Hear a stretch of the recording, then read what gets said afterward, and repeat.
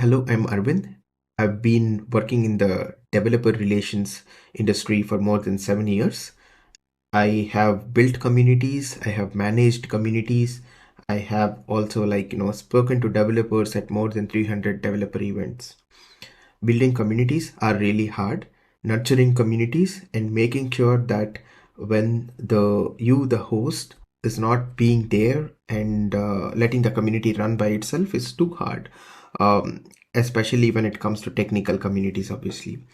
uh, what I found very interesting with Docky is its ability to take the data that is already available, be it your discussions, valid answers that are generated by your own team members or the community champions or ambassadors, and collate all that information, make sure that these knowledge droplets are not easily thrown away, but then they are also nurtured and used in your regular conversations again and again. So thereby, if there are repeat questions, it will answer. Question and answering is one thing that I found very interesting with Docky. But on top of it, I think if there are questions that are not specifically asked previously, but then there are edge cases or in and around, which is available in your documentation or that needs a person to look over it and then answer that question, Docky very well answers such questions as well.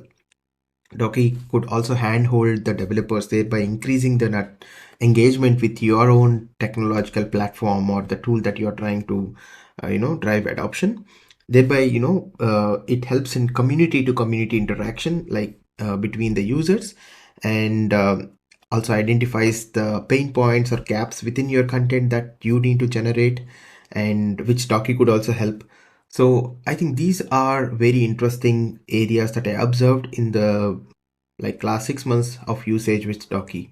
If you are someone that are looking to improve your community product adoption, as well as nurturing the users and thereby converting them into the customers later and answering them their questions as well, Docky could serve the perfect assistant to all of these.